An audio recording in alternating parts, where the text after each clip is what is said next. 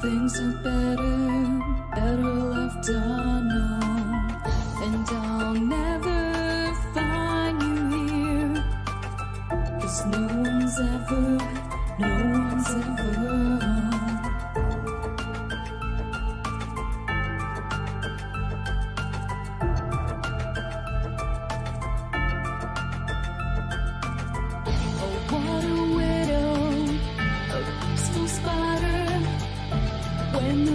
is clean, she's a sneaky hider.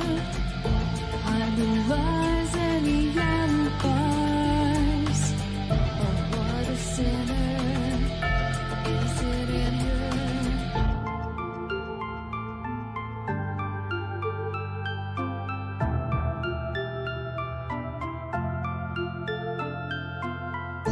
What's the truth in this riddle? Is love really just this simple? I can't seem to find my way in this world that never stays.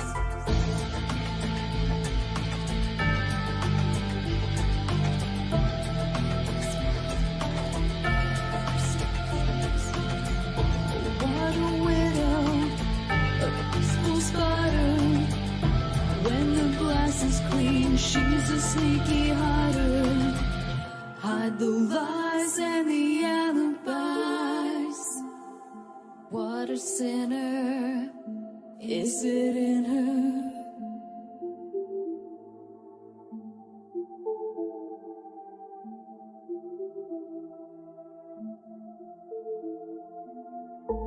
Is this real? Just illusion? I'm lost in wonderland of confusion.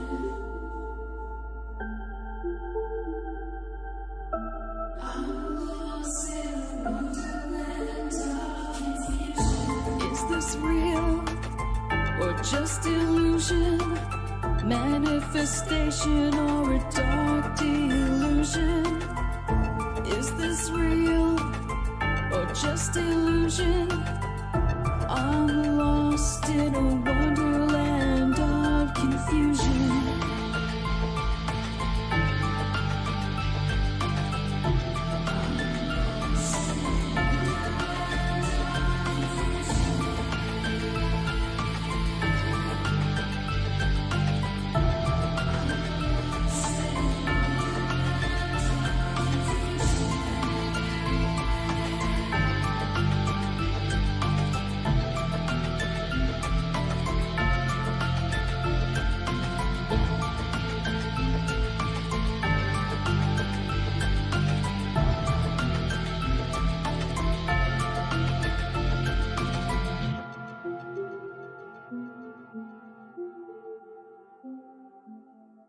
This is Cynthia Sue Larson with Reality Shifters and the International Mandela Effect Conference, and you're now listening to DarkWolf's Den Show on Rippin' Common Sense Radio.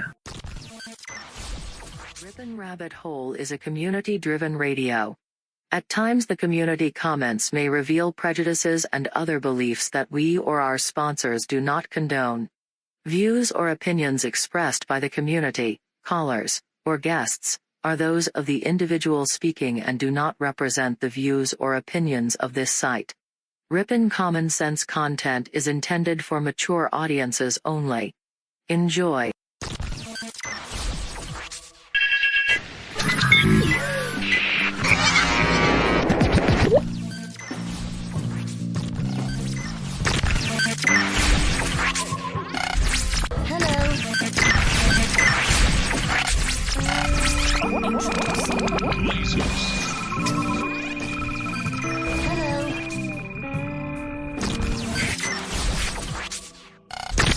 This station is now the ultimate power in the universe. This is your man Meta, aka Propagate This Light, and you're now listening to DarkWolf's Den.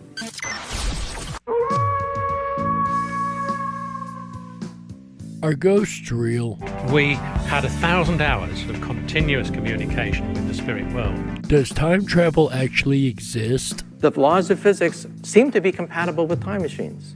You know, sometimes I wonder about reincarnation. Don't you? A 4-year-old boy in Adelaide, Australia, has told his parents that he used to be Britain's Princess Diana. What would happen if the world found out that aliens were real? I didn't say disclosure would be easy, but what is the alternative? To establish a space force as the 6th branch of the armed forces. We have so many questions and yet so little time, so to have you here, the pleasure is all mine. Coming to you from a secret mountain cave hidden deep within the Idaho wilderness, this is the Darkwolf's Den Show. Now, here is your host, Jerry Hicks.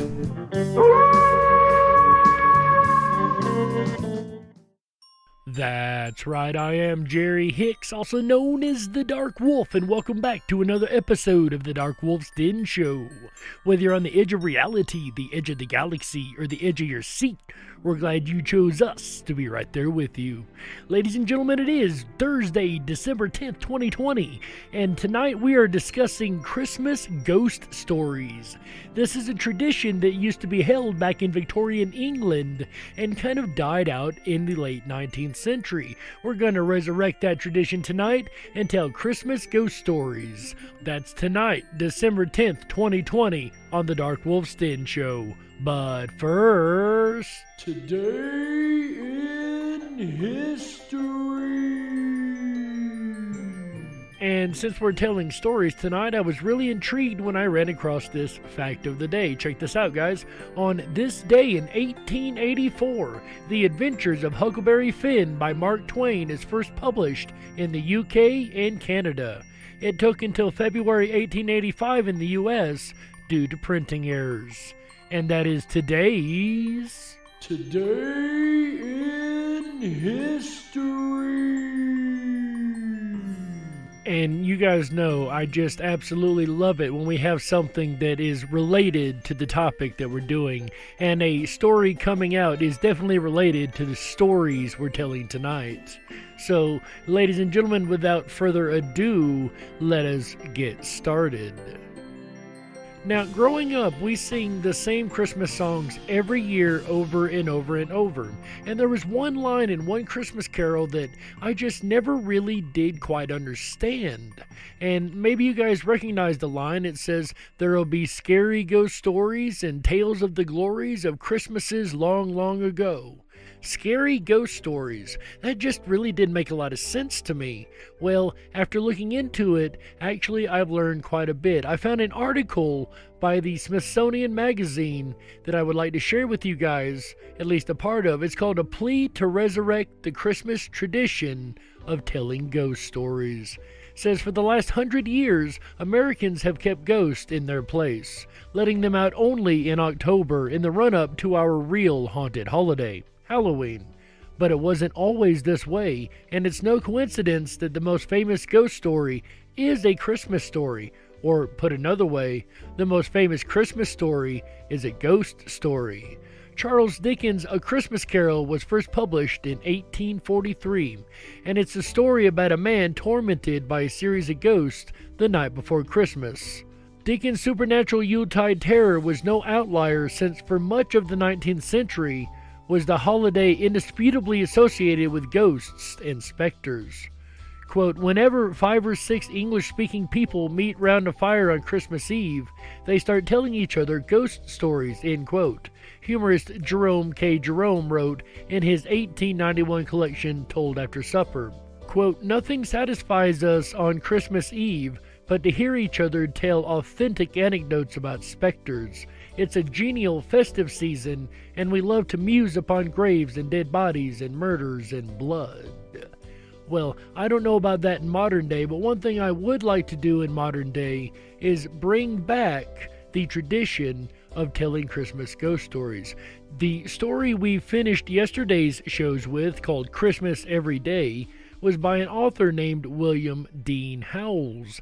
In this same article, he is quoted as saying, "It was well once a year, if not oftener, to remind men by parable of the old simple truths, to teach them that forgiveness and charity and endeavor for life better and purer than each has lived are the principles upon which alone the world holds together and gets forward. It was well for the comfortable and refined to be put in mind of the savagery and suffering all around them, and to be taught, as Dickens was always teaching, that certain feelings which grace human nature, as tenderness for the sick and helpless, self-sacrifice and generosity, self-respect and manliness and womanliness, are the common heritage of the race, the direct gift of heaven, shared equally by the rich and the poor." End quote. Put simply, Christmas at the time was about telling ghost stories and reminding people of the mortality in which we all share.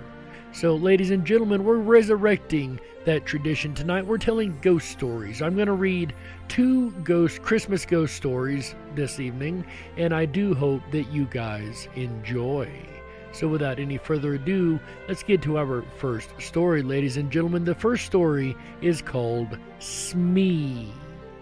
Smee by A.M. Barrage, as narrated by Jerry the Dark Wolf Hicks.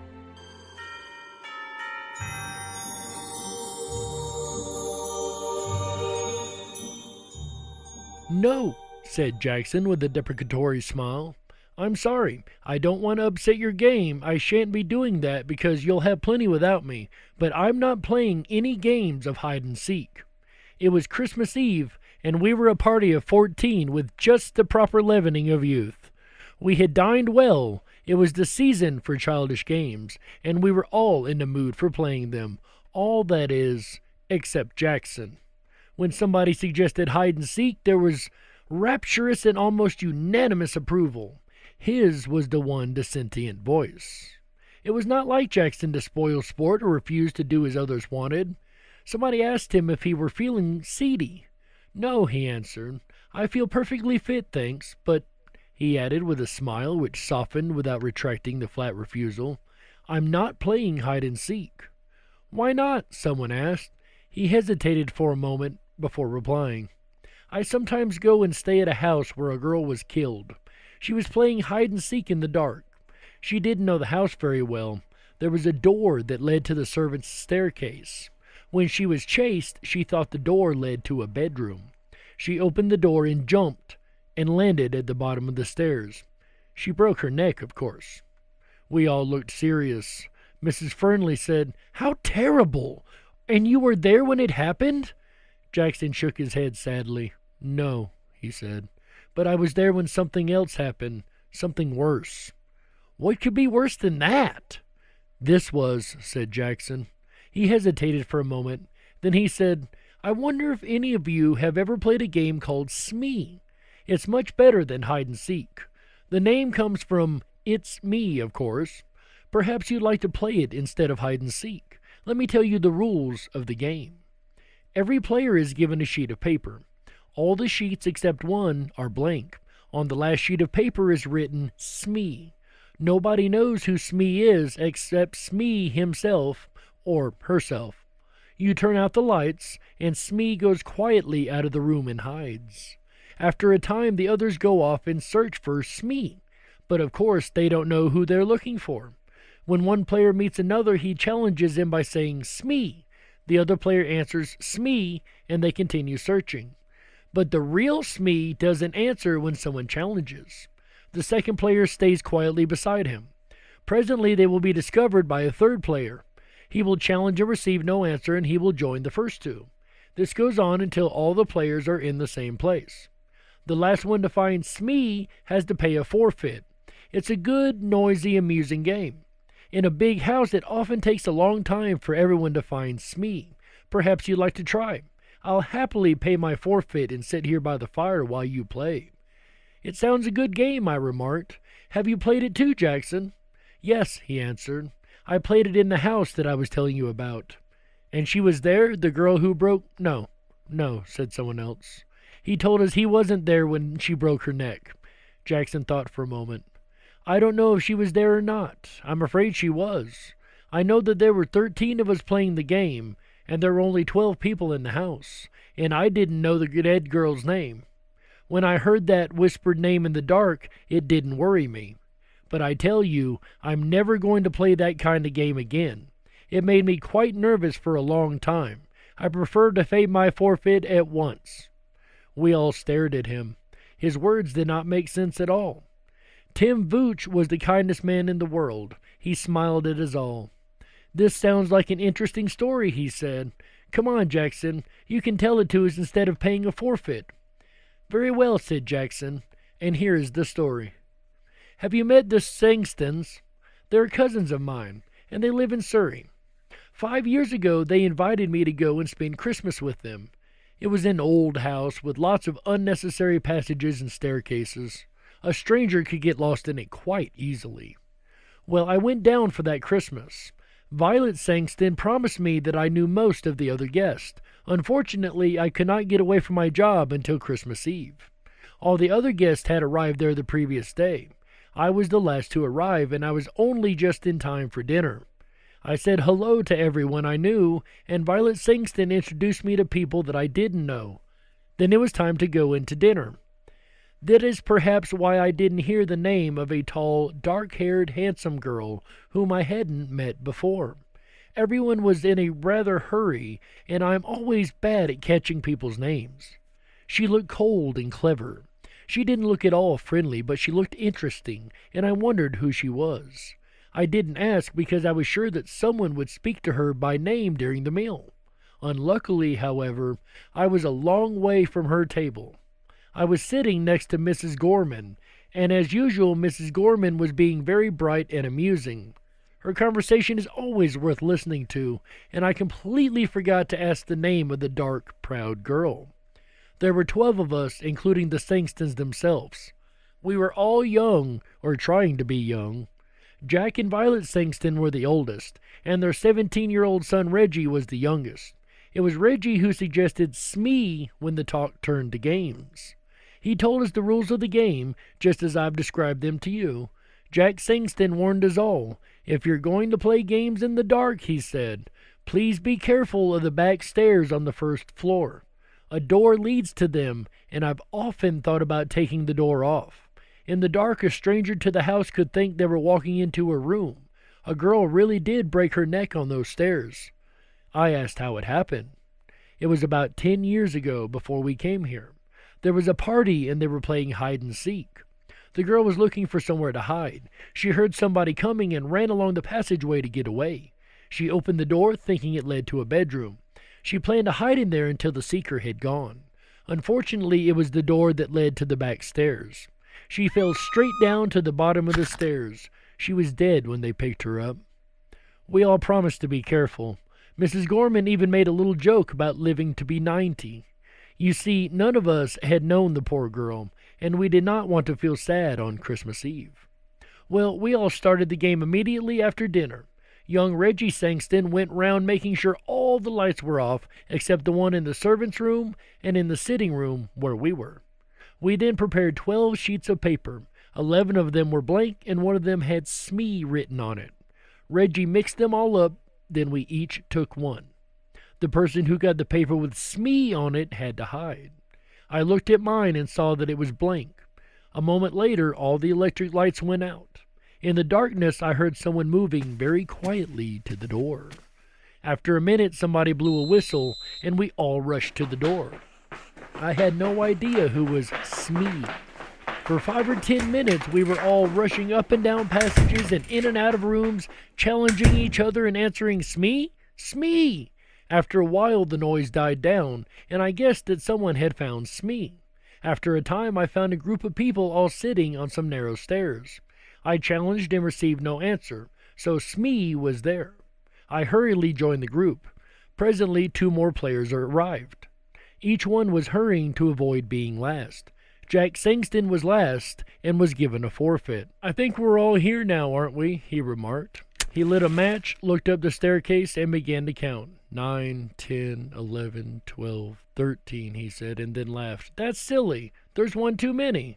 The match went out, and he lit another and began to count. He got as far as 12, then he looked puzzled. "There are 13 people here," he said. "I haven't counted myself yet." "Oh, nonsense," I laughed. "You probably began with yourself, and now you want to count yourself twice."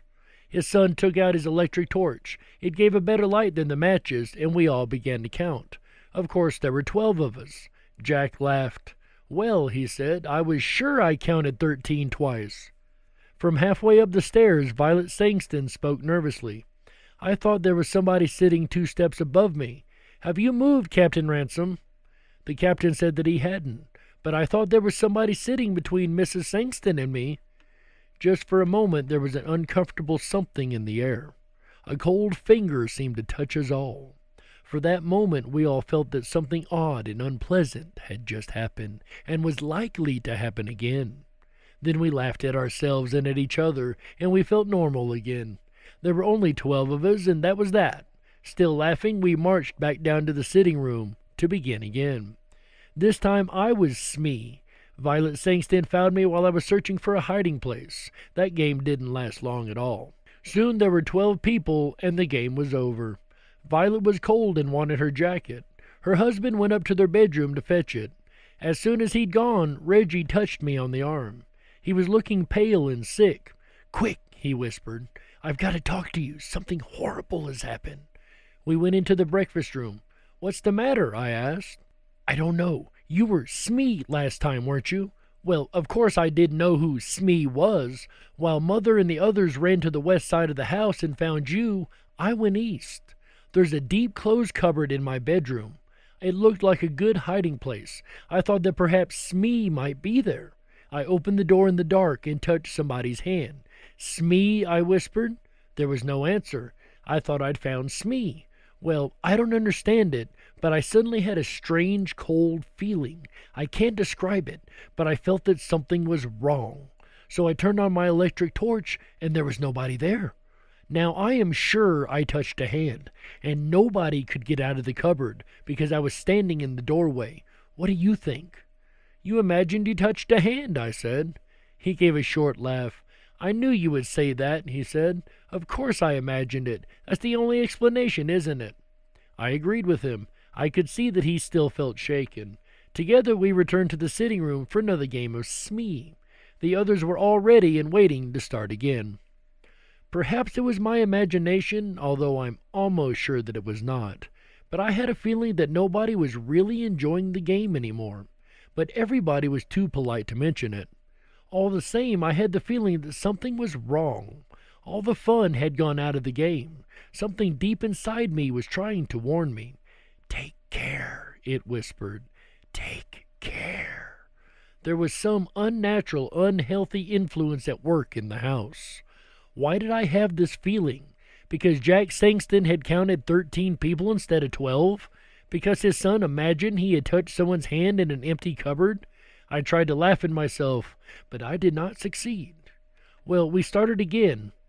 While we were all chasing the unknown Smee, we were all as noisy as ever, but it seemed to me that most of us were just acting. We were no longer enjoying the game. At first I stayed with the others, but for several minutes no Smee was found. I left the main group and started searching on the first floor in the west side of the house. And there, while I was feeling my way along, I bumped into a pair of human knees.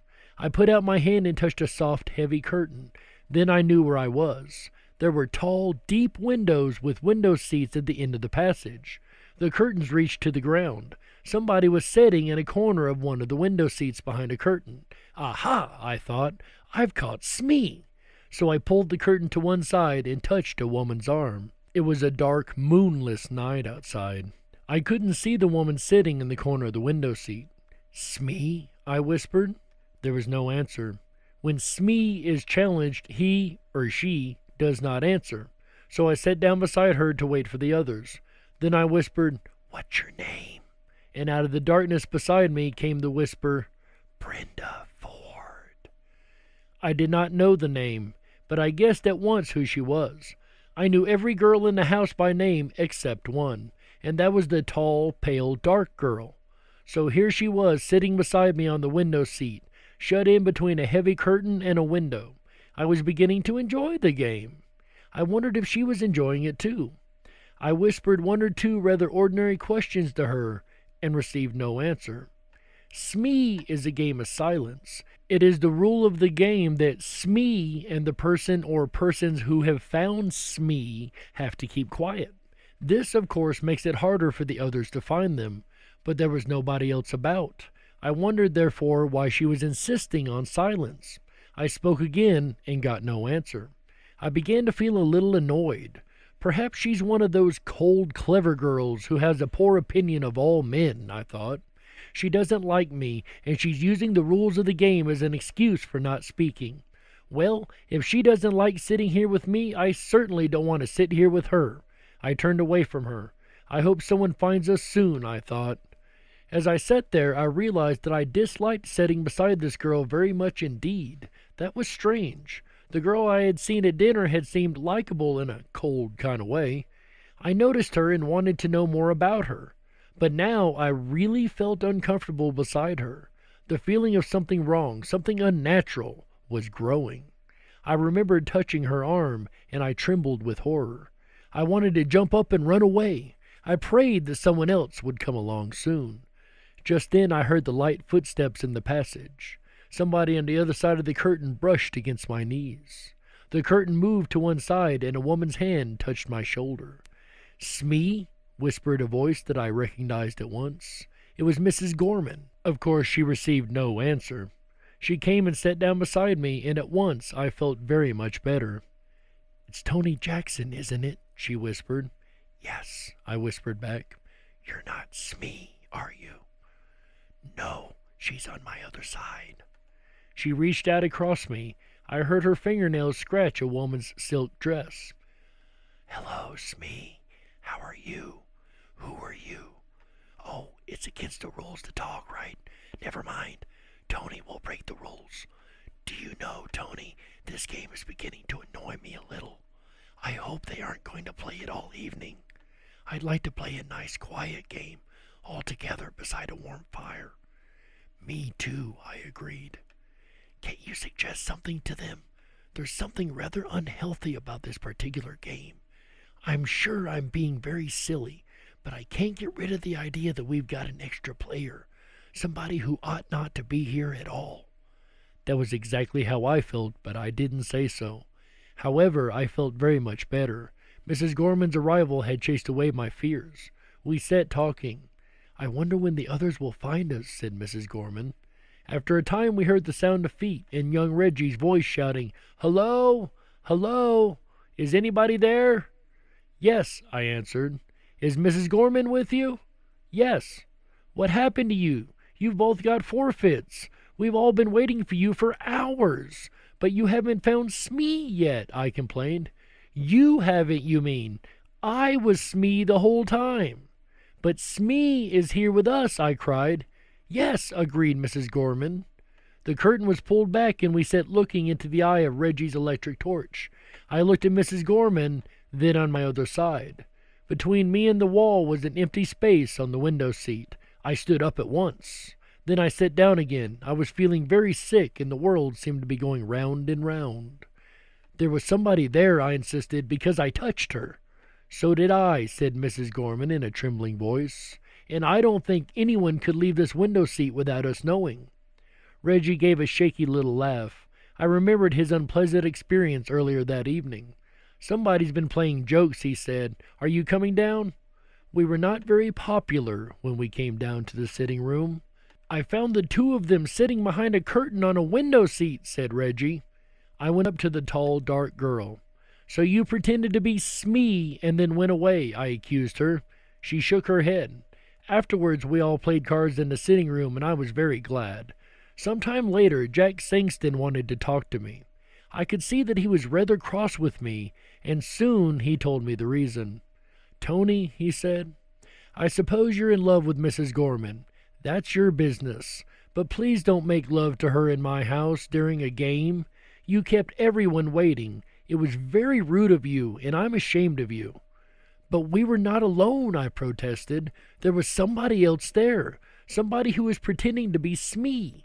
I believe it was that tall, dark girl, Mrs. Ford. She whispered her name to me. Of course she refused to admit it afterwards." Jack Sangston stared at me. Miss who? He breathed. Brenda Ford, she said. Jack put a hand on my shoulder. Look here, Tony, he said. I don't mind a joke, but enough is enough. We don't want to worry the ladies. Brenda Ford is the name of the girl who broke her neck on the stairs. She was playing hide-and-seek here 10 years ago. The end. So what do you guys think? Is that a game you'll be playing this holiday season? Will you be playing Smee? Now look guys, I like hide-and-seek just as much as the next guy, but I don't know about that game. That sounds just a little bit on the really, really scary side, right? But what's a good ghost story for but to put a little fear into us, especially in the dark of winter around a warm fire with nothing else to do but tell ghost stories. And we'll be back with another scary ghost story and the second half of the DarkWolf's Den Show right after these messages. Don't you touch that dial. We gotta stoke the fires and run off the men in black. Don't touch that dial. We'll be right back. Hi everyone, it's AJ, the Rippin' Rabbit. Are you enjoying your Thursday night so far? I know I am. Make sure to thumb up that video, hit that subscribe button, and ring that bell. You'll get our notifications every time we go live. Jerry Hicks and the DarkWolf's Den Show kicks off the weekend right here at Rippin' Common Sense Radio. I'll return with the Rippin' Rabbit Hole live show tomorrow night, Friday, December 11th, with a look at mysterious booms. We're going to explore the recent surge in worldwide mysterious noises and unidentified sounds in the air. Did you just hear that boom? Boom, boom, boom. Then Saturday night, December 12th, special guest Laurel Erica will be here to discuss word magic. I'm super excited. Laurel is an English language linguist, and she is our special guest.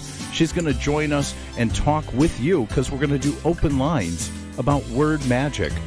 She really is an expert on the English language, and she has a fascinating insight into its use.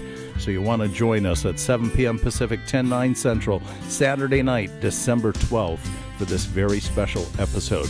Then we'll end out the weekend right Sunday, December 13th, and explore ley lines. Now, ley lines are, normally straight alignments drawn between various historic structures and prominent landmarks such as effigy mounds. We're going to get into this. So this rabbit hole goes really deep. It's a lot of fun. We'll explore the possibility together that they do carry along with them rivers of supernatural energy. That's how we'll end the weekend, Sunday, December 13th. Again, all shows start at 7 p.m. Pacific, 10/9 Central. If you haven't done so already, please make sure to hop on over to the rippinrabbithole.com, get on our mail list, and we'll send you out our weekly schedule every Wednesday morning. Now, we only send it once. We do not spam. We don't share. We don't sell those email addresses. We just deliver to you weekly, Wednesday morning, the outlook of the rabbit holes ahead. You'll get it in your inbox. You'll be able to enjoy it with a cup of coffee and understand the rabbit holes of the weekend we will explore together. Speaking of exploring, back to Christmas ghost stories with your host, Jerry Hicks and the DarkWolf's Den Show. Right here on the very best of Common Sense Radio, the Rippin' Rabbit Hole. If you were meant to be controlled, you would have come with a remote, but you didn't. And that's why you listen to the DarkWolf's Den Show. Now, here is your host, Jerry Hicks.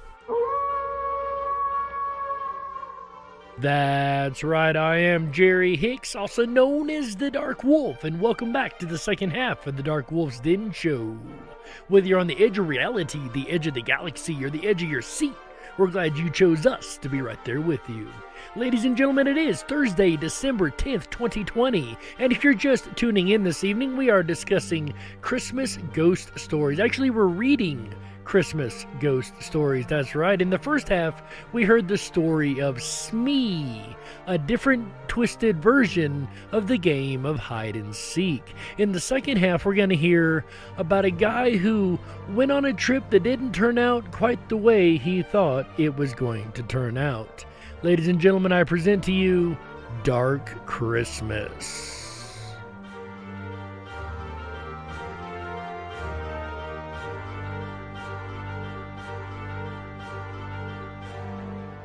We had borrowed the house from a friend none of us seemed to know. High Fallen House stood on an eminence overlooking the sea.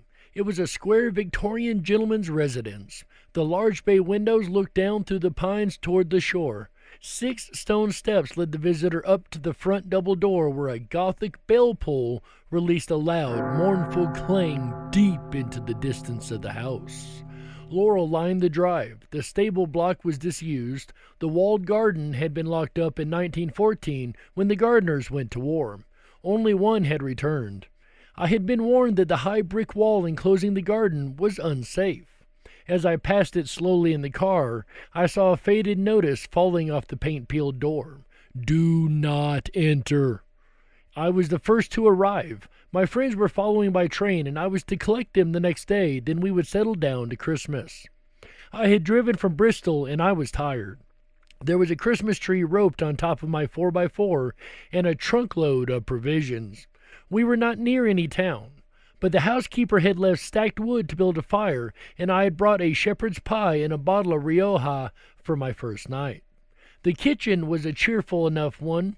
I had once got the fire going and the radio playing while I unpacked our festive supplies. I checked my phone, no signal. Still, I knew the time of the train tomorrow, and it was a relief to feel that the world had gone away. I put my food in the oven to heat up, poured a glass of wine, and went upstairs to find myself a bedroom. The first landing had 3 bedrooms leading off of it. Each had a moth-eaten rug, a metal bed, and a mahogany chest of drawers. At the far end of the landing was a second set of stairs up to the attic. I am not romantic about maids' rooms or nurseries, and there was something about that second set of stairs that made me hesitate. The landing was bright in the sudden way of late sun on a winter's afternoon, yet the light ended abruptly at the foot of the stairs as though it couldn't go any farther. I didn't want to be near that set of stairs, so I chose the room at the front of the house. As I went to bring up my bag, the house bell started to ring, its jerky metallic hammers sounding somewhere in the guts of the house. I was surprised, but not alarmed. I expected the housekeeper. I opened the door. There was no one there. I went down the steps and looked around. I admit it, I was frightened. The night was clear and soundless. There was no car in the distance, no footsteps walking away. Determined to conquer my fear, I walked round a little. Then, turning back to the house, I saw it. The bell wire ran along the side of the house under a shirtling gutter.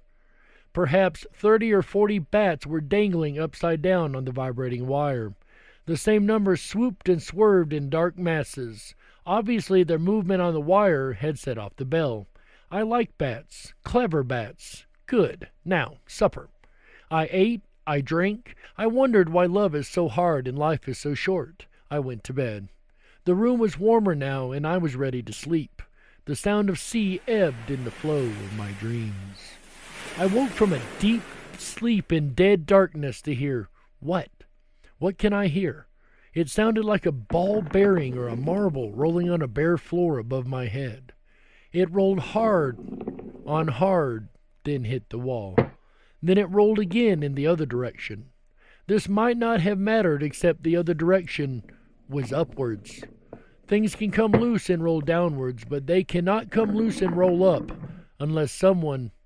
That thought was so unwelcome that I dismissed it along with the law of gravity. Whatever was rolling over my head must be natural dislodging. The house was draughty and unused. The attics were under the eaves where any kind of weather might get in. Weather or an animal. Remember the bats. I pulled the covers up to my eyebrows and pretended not to listen. There it was again. Hard, on hit, on pause, on roll. I waited for sleep, waited for daylight. We are lucky, even the worst of us, because daylight comes. It was a brooding day, that 21st of December, the shortest day of the year. Coffee, coat on, car keys. Shouldn't I just check the attic? The second set of stairs was narrow, a servant's staircase. It led to a lath and plaster corridor, barely a shoulder width wide. I started coughing. Breathing was difficult. Damp had dropped the plaster in thick, crumbling heaps on the floorboard. As below there were 3 doors. 2 were closed. The door to the room above my room was ajar. I made myself go forward. The room was under the eaves as I had guessed. The floor was rough, there was no bed, only a washstand and a clothes rail. What surprised me was the nativity scene in the corner. Standing about 2 feet tall, it was more like a doll's house than a Christmas decoration. Inside the open-fronted stable stood the animals, the shepherds, the crib, Joseph. Above the roof, on a bit of wire, was a battered star. It was old, handmade in a workmanlike but not craftsmanlike sort of way, the painted wood now rubbed and faded like pigments of time. I thought I would carry it downstairs and put it by our Christmas tree. It must have been made for the children when there were children here. I stuffed my pockets with the figures and animals and left quickly, leaving the door open. I had to set off for the station. Stephen and Susie could help me with the rest later. As soon as I was out of the house, my lungs felt clear again. It must be the plaster dust.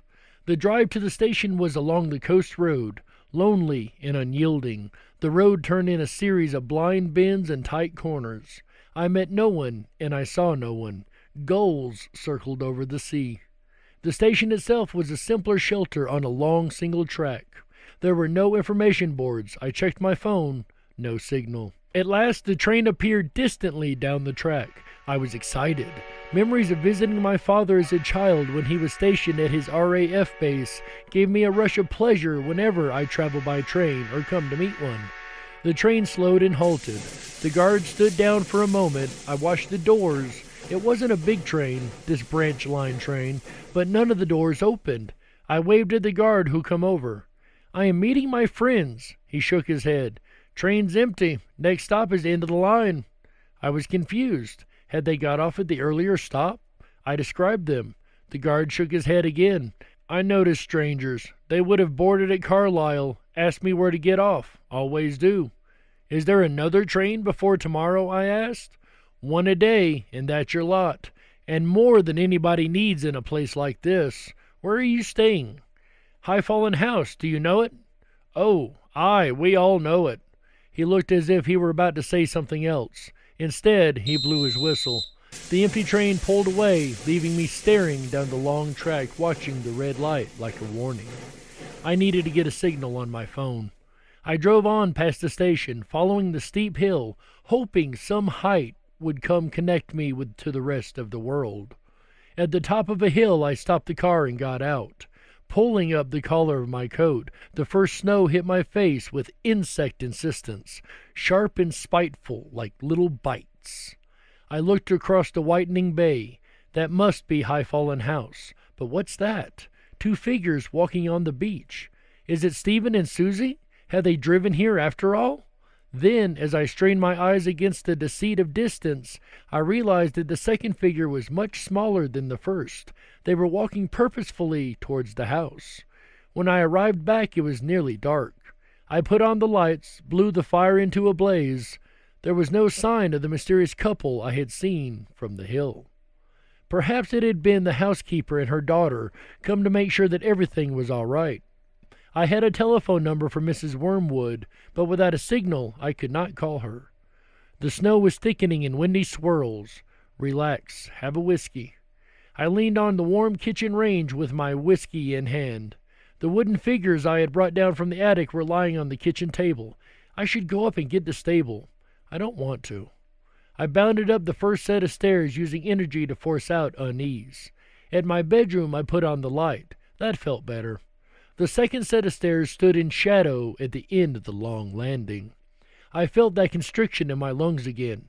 Why am I holding onto the handrail like an old man? I could see the only light in the attic was the top of the stairs. I found the round, brown bake light switch. I flicked down the nipple. A single bulb lit up reluctantly. The room was straight ahead. The door was closed. Hadn't I left it open? I turned the handle on the door and stood in the doorway, the room dimly lit by the light from the stairs. Washstand, nativity, clothes rail. On the clothes rail was a child's dress. I hadn't noticed that before. I suppose I had been in a hurry.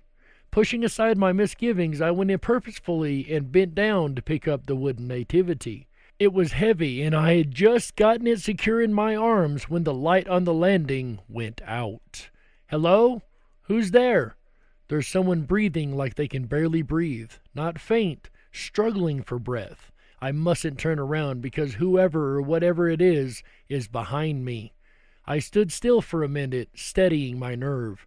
Then I shuffled forward toward the edge of the light coming up from downstairs.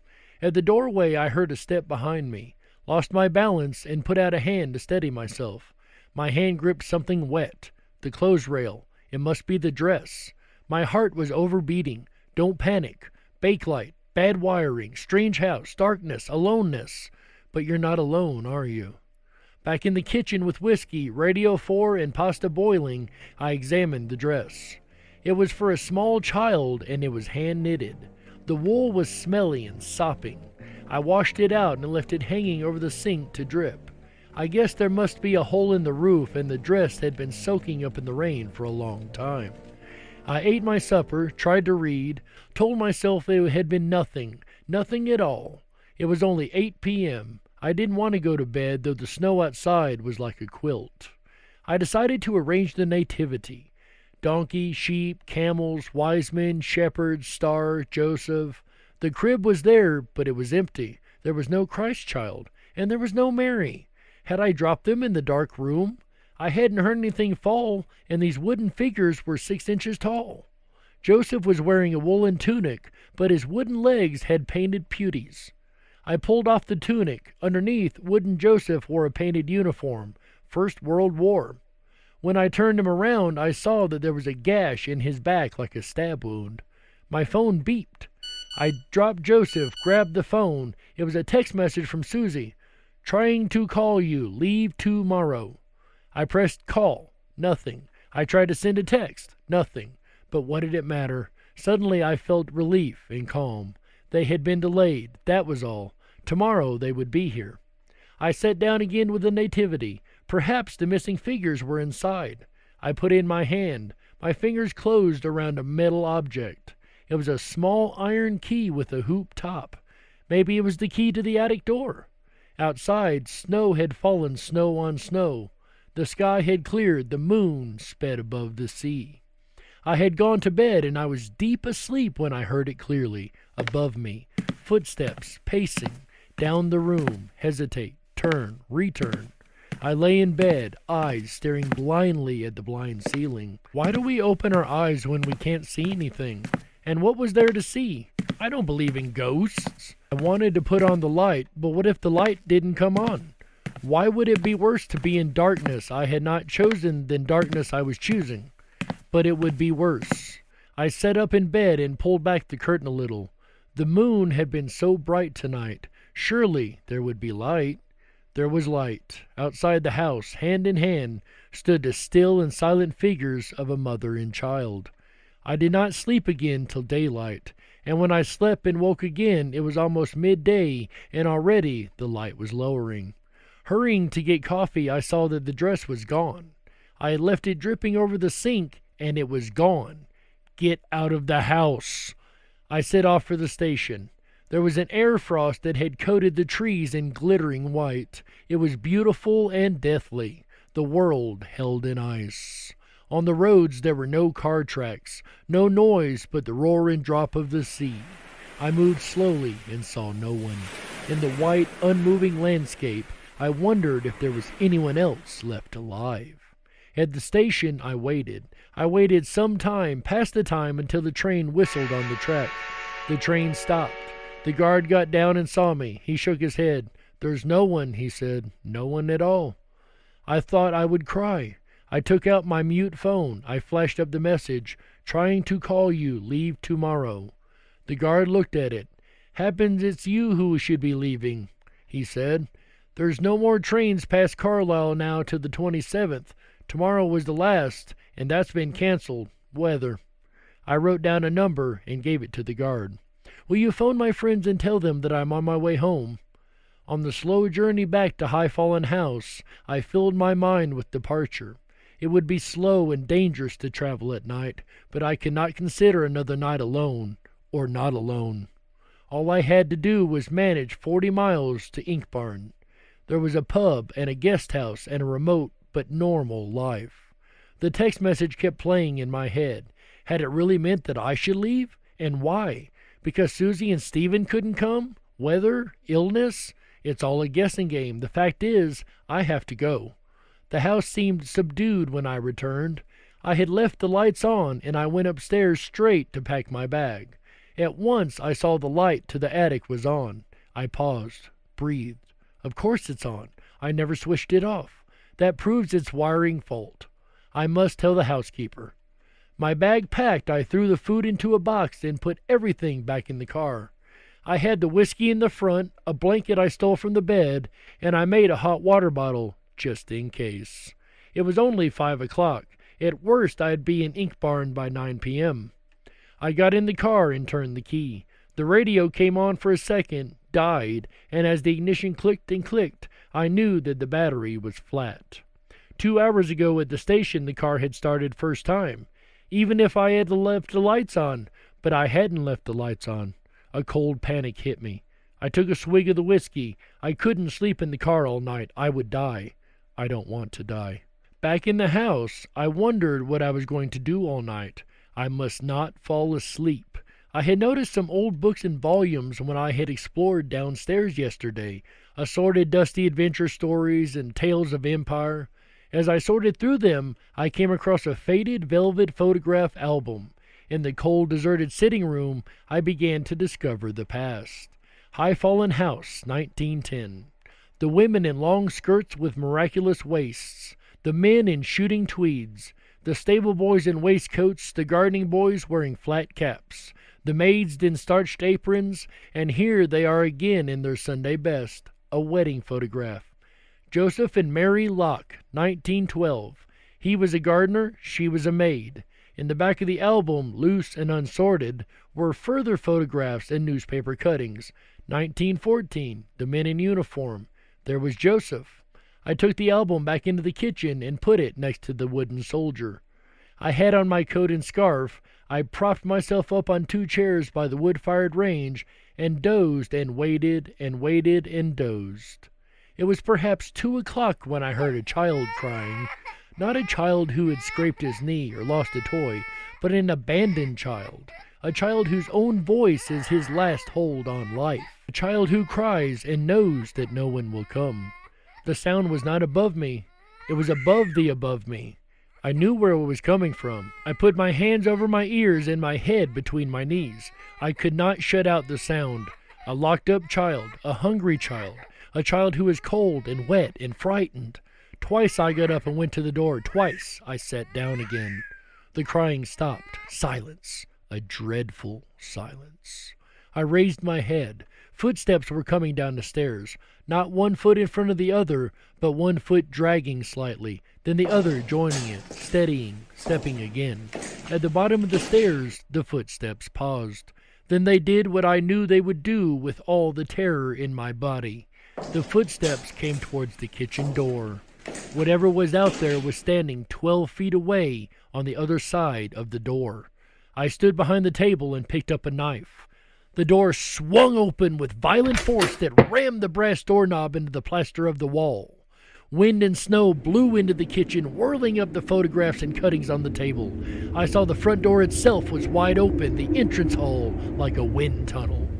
Holding the knife, I went forward into the hall to shut the door. The pendant mantel lantern that hung from the ceiling was swinging wildly on its long chain. A sudden gust lurched it forward like a child's swing pushed too high. It fell back at force against the large semicircular fanlight over the front doors. The fanlight shattered and fell around my shoulders in shards of sharp rain. Flicker, buzz, darkness.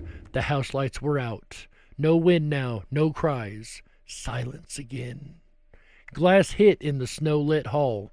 I walked out of the front door and into the night. At the drive, I turned left and I saw them, the mother and child. The child was wearing the woolen dress. She had no shoes. She held up her arms piteously to her mother, who stood like stone. I ran forward. I grabbed the child in my arms. There was no child. I had fallen face down in the snow. Help me! That's not my voice. I'm on my feet again. The mother is ahead of me. I follow her. She's going toward the walled garden. She seems to pass through the door, leaving me on the other side. Do not enter. I tried the rusty hoop handle. It broke off, taking a piece of door with it. I kicked the door open. It fell off its hinges. The ruined and abandoned garden lay before me. A walled garden of 1 acre used to feed 20 people, but that was a long time ago. There were footprints in the snow. I followed them. They led me to the bothy, its roof patched with corrugated iron. There was no door, but the inside seemed dry and sound. There was a tear-off calendar still on the wall, 22 December, 1916. I put my hand in my pocket and I realized that the key from the nativity was there. At the same time, I heard a chair scrape on the floor in the room beyond. I had no fear anymore. As the body first shivers and then numbs with cold, my feelings were frozen. I was moving through shadows as one who dreams. In the room beyond there was a low fire lit in a tiny fireplace. On either side of the fire sat the mother and child. The child was absorbed playing with a marble. Her bare feet were blue, but she did not seem to feel the cold any more than I did. Are we dead then? The woman with the shawl over her head looked at me with deep, expressionless eyes. I recognized her. It was Mary Locke. She nodded at me, or at not me, at the same other me in some other time, I don't know. Her gaze went to a tall cupboard. I knew that my key fitted this cupboard and I must open it. I did so. A dusty uniform fell out, crumpling like a puppet. The uniform was not quite empty of its occupant. The back of the faded wool jacket had a long slash where the lungs would have been. I looked at the knife in my hand. Open the door! Are you in there? Open the door! I woke to blinding white. Where am I? Something's rocking. It's the car. I'm in my car. A heavy glove was brushing off the snow. I sat up, found my keys, pressed the unlock button. It was morning. Outside was the guard from the train and a woman who announced herself as Mrs. Wormwood. Fine mess you've made here, she said. We went into the kitchen. I was shivering so much that Mrs. Wormwood relented and began to make coffee. Alfie fetched me, she said, after he spoke to your friends. There's a body, I said, in the walled garden. Is that where it is? Said Mrs. Wormwood. At Christmas, 1914, Joseph Locke had gone to war. Before he left for Flanders, he had made a nativity scene for his little girl. When he came back in 1916, he had been gassed. They heard him climbing the stairs, gasping for breath through froth-corrupted lungs. His mind had gone, they said. At night in the attic where he slept with his wife and child, he leaned vacantly against the wall, rolling the child's marbles up and down and up, pacing, pacing, pacing. One night, just before Christmas, he strangled his wife and daughter. He left them for dead in the bed and went out. But his wife was not dead. She followed him. In the morning they found her sitting by the nativity, her dress dark with blood, her finger marks livid at her throat. She was singing a lullaby and pushing the point of the knife into the back of the wooden figure. Joseph was never found. Are you going to call the police? I said. What for? Said Mrs. Wormwood. Let the dead bury the dead. Alfie the guard went out to see to my car. It started first time. The exhaust blew in the wide air. I left them cleaning up and was about to set off when I remembered I had left my radio in the kitchen. I went back inside. The kitchen was empty. I could hear the two of them up in the attic. I picked up the radio. The nativity was on the table as I had left it. But it wasn't as I had left it. Joseph was there, and the animals and the shepherds and the worn-out star, and in the center was the crib. Next to the crib were the wooden figures of a mother and child. The end. Well, at least that one had a happier ending, right? But what do you guys think? Is this a tradition that you guys would like to bring back? It's something I would like to bring back. I would love to bring back the Christmas ghost story tradition and tell ghost stories every year on Christmas, which on this show you can guarantee that is something we are going to do every year. But what do you guys think? Everybody enjoys a good ghost story, right? Whether it's in the middle of Halloween, or in the middle of summer sitting around a campfire, or in the middle of winter sitting around a fireplace. Everybody enjoys a good ghost story. That is just common sense. But what do you guys think? Is this a tradition that we should bring back every year, the ghost stories of Christmas? Or is this a tradition that's better left dead by the wayside? In the end, ladies and gentlemen, you be the judge. We got to close it out. That's right, that's it for this episode of the Darkwolf's Den Show for Thursday, December 10th, 2020. Whether you're on the edge of reality, the edge of the galaxy, or the edge of your seat, we're glad you chose us to be right there with you. Ladies and gentlemen, the den may be closing for the weekend, but don't you worry. The weekend fun has only just begun. That's right, the animals of radio know how to party right. Make sure you come back Friday through Sunday and join our buddy AJ the Rippin' Rabbit for the Rippin' Rabbit Hole live show. That's right. This Friday, I happen to know he's going to be talking about mysterious booms. That's right, all around the world there's been mystery booms and weird metallic sounds coming from the sky that has no explanation. Did you just hear that boom? I think that was my mind being blown. Make sure you tune in Friday night to check it out. Then on Saturday, he's going to be joined by special guest Laurel Erica. She is an American English linguist who has studied words and word magic for many, many years. She'll be here to discuss the secret spells of the English language. That's right. Then on Sunday, ley lines.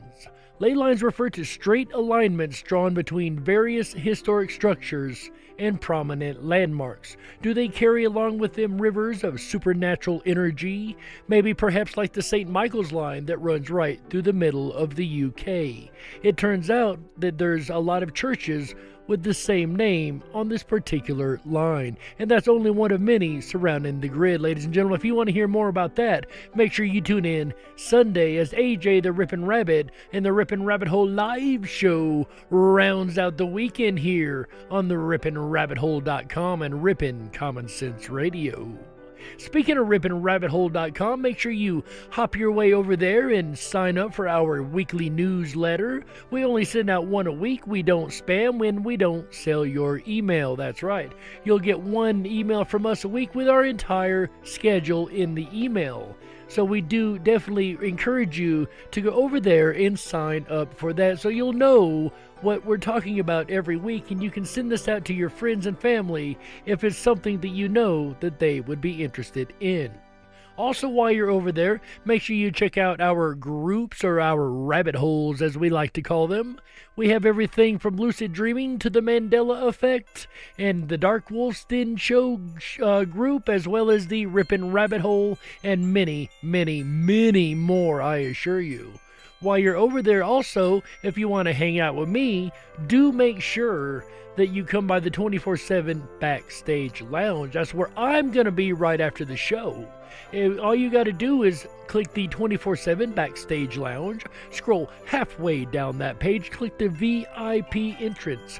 You'll have to okay your camera and microphone, but you can turn that off the moment that you get inside and just use text chat. We would love to see you over there hanging out with us. Also, ladies and gentlemen, down at the bottom of every page is a great big red record button. I usually ask you guys to hit this for me, but I'm going to ask you to hit this for AJ this time. Ladies and gentlemen, AJ the Rippin' Rabbit wants to know, what is your Christmas wish? Send your Christmas wishes in with the red button and he'll play it on his show. And at the end of the month, he's going to play all of them back to back like we did the Never Nothing November. So go over there, hit that red button, let him know what your Christmas wish is. I'm not going to reveal mine just yet. I'm going to go ahead and hit the red button myself and make my own recording to put on the show. So, ladies and gentlemen, make sure you do that. We would love to know what your Christmas wish is. With that said, ladies and gentlemen, I have to get out of here for this week. It has been an absolute honor and pleasure to entertain you guys once again.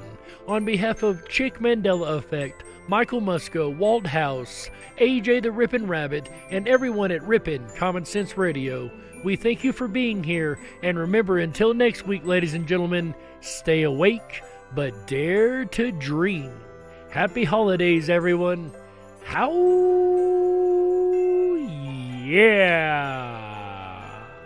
Good night.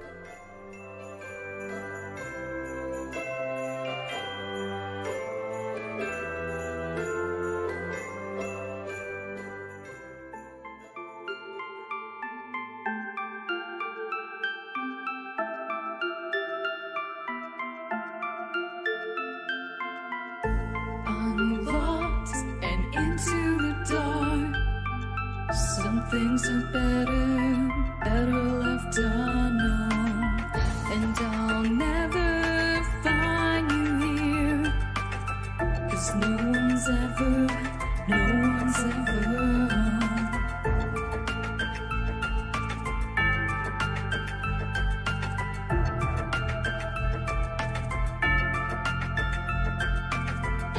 What a widow, a peaceful spider. When the glass is clean, she's a sneaky hider. Hide the lies and the alibis. Oh, what a sinner is it in her?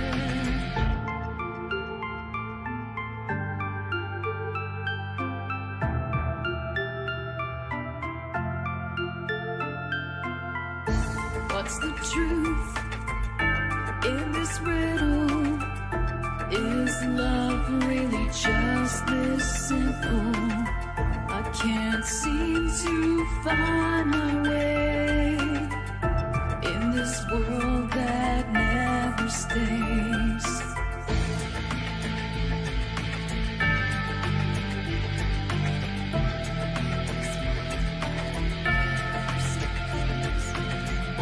What a widow, a peaceful spider. When the glass is clean, she's a sneaky hider. Hide the lies and the alibis. What a sinner is it in her?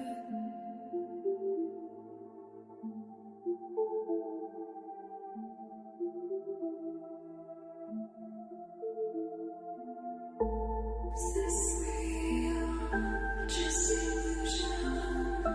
I'm lost in wonderland of confusion.